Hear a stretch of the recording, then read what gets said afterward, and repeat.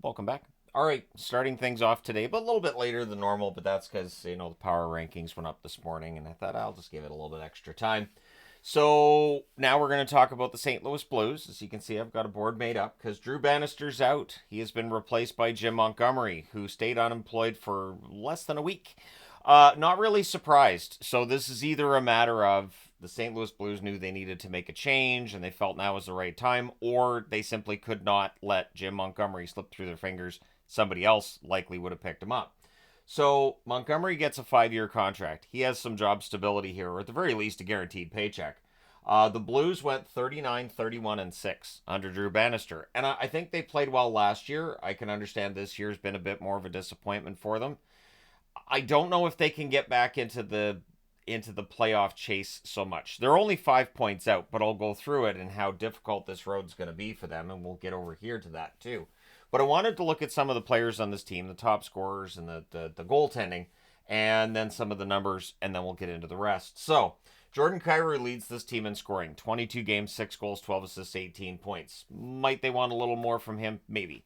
There are a lot of good offensive players here. Not necessarily fantastic, but put together, if they're all firing at the same time, this team can win some games. Buchnevich, 22 games, 5 goals, 8 assists, 13 points. Parayko, 22 games, 4 goals, 7 assists, 11 points. I don't know that more would be expected from Parayko offensively. I think a point every other game is kind of a bonus with him.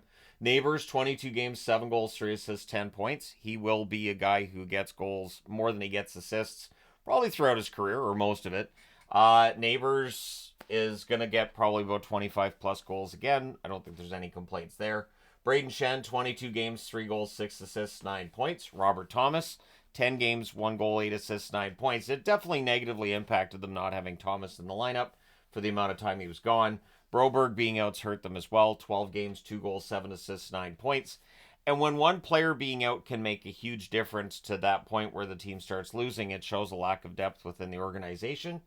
Or maybe it does reflect on the coaching. Maybe the coach doesn't make the right alterations to the lineup or the right changes to their strategies. And so that could be a problem. Sod, 19 games, 4 goals, 4 assists, 8 points. And I think a lot of these players you'd like to see more points from. Thomas, you'd like to see him not miss any games. And then you get down to the goaltending. Binnington 6, 9, and 1, 891 save percentage. Binnington has not been as good this year as he was last year. By standard statistics, advanced statistics, he has not been as good. Hofer, 3 and 3 with an 893 save percentage. So they definitely haven't been helped by the blue line in front of them or just the overall play of the team. But it is still worth noting that everybody has to be better, and I would include the goaltending there. In terms of offense and defense and special teams, everything needs improvement, which is a good thing for Montgomery. It means that any kind of improvement, he can go, yeah, I did that. So they are 30th in goals scored per game at 2.36. They're 25th in goals against per game at 3.36. In power play percentage, 16.7%. That's 25th overall. The penalty kill, 75.9%.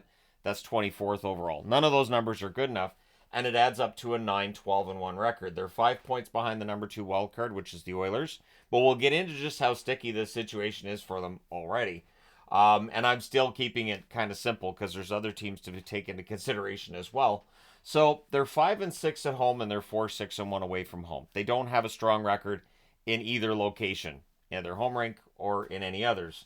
Their goal differential of minus 21 is the worst in the West, other than San Jose. So that is definitely something that needs to be fixed. Their goal differential is the same as Montreal's. So yeah, that's got to turn around. It means they're getting blown out a lot. They're 3, 6, and 1 in their last 10. So no matter what metric you're looking at, if you were expecting this team to be better, and you might be a Blues fan watching this going, I didn't expect them to be any better. Certainly on the panic index, I had some saying, hey, we didn't expect this team to be any good. Apparently management did because a change has been made. Or, as they said too, management might have said, well, we need to get Jim Montgomery. Sorry, Drew, we got to get Jim Montgomery. So the challenge for this team is simple. And it really is a daunting task. So they have 19 points. Winnipeg has 34. Minnesota has 30. Dallas has 26. Colorado, fast charging now, they have 24 points. I think it's safe to assume St. Louis probably doesn't get a top 3 spot. I think it's pretty safe to assume it's going to be very difficult for them to pass any of the teams on this list unless Minnesota goes into absolute tank mode minus Kaprizov. But I don't think so. I don't think so. I feel like Minnesota, the style of hockey they play, it should still get them points. Maybe not winning at the same rate they do with Kaprizov, but still. So the daunting task is, let's just say they can't catch those four. Well, they can still get a number 2 wild card. Okay. So Vegas has 28 points. They lead the Pacific. Calgary has 27 points. So let's just say Calgary drops off. And there's still some expectation that Calgary might be playing over their heads. So you have LA at 25 points, Edmonton at 24, Vancouver at 23. So if Calgary drops off, Edmonton or Vancouver probably jump into that spot. Considering the games in hand Vancouver has on Edmonton, Vancouver might be the better bet to move into a top 3 spot. For St. Louis to make the playoffs, they have to hope that multiple teams here fall off and make it a little bit easier, because even though it's only a 5-point difference with the amount of 3-point games you have in the NHL, 5 points is a lot. And when you're already 9-12-1, you've got to go on quite the run to catch up to other teams, and they're going to have to do that soon. I've been talking about this, how, at some point the mediocre records aren't going to be good enough. Somebody's going to go on a bit of a run here, and it's going to be more difficult to make the playoffs.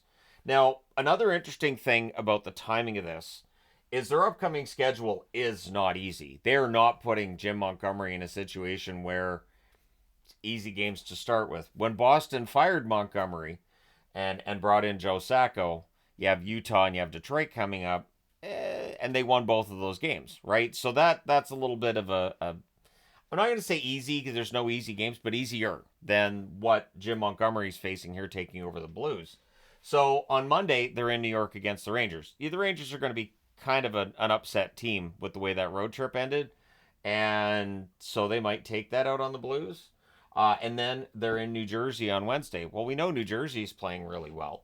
The one benefit to them might be New Jersey seems to play really well against the top teams and not necessarily as well against others. So we'll see how all that goes. Then they come home for one game on Saturday against Philadelphia. Philadelphia can be tough. I'm not expecting a really exciting game between St. Louis and Philadelphia. I think it'll probably be tight checking and low scoring.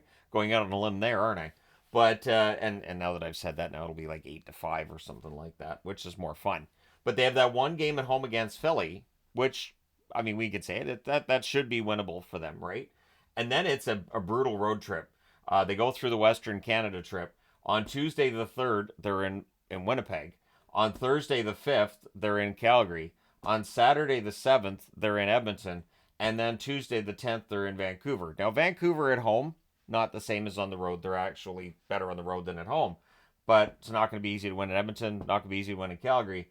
And Winnipeg, that's not an easy one either. Then you come back home, you're against San Jose on Thursday the 12th, and then you're right back out the door. You're in Dallas on Saturday the 12th, or Saturday the 14th of December. At least they don't play on Friday the 13th, so there's that. But this schedule is not easy. This team, if they're going to turn it around, they're going to have to do it soon. And this upcoming schedule, I don't know that St. Louis is necessarily going to turn it around. Jim Montgomery's worked miracles before. I still don't know how Boston had so many points that first season he was in Boston. Absolutely ridiculous. If he can somehow duplicate that, I don't know how, but he has surprised us before. I'm very glad for Jim Montgomery that he was hired again right away. Everything I've always heard about him, he's a great guy. He went through his own personal demons issues a few years back, but from everything I've seen, he's a great guy at this point, and definitely, I think, deserves to be coaching. The good news, too, if you're a Blues fan, and I'll throw this in, the last coach that Boston fired was Bruce Cassidy, and then he won a Stanley Cup in Las Vegas, so maybe St. Louis is about to win their second Stanley Cup. Hey, crazier things have happened. They did a coaching change when this team was... that it's not 2019 all over again, is it? Because when they brought in Craig Berube, it was a very similar picture. It was a lot of, oh, well. The one thing is, they got Bennington. Bennington was their ace in the hole. Who would be the ace in the hole this time? Which player could they bring in? Which player could they bring up?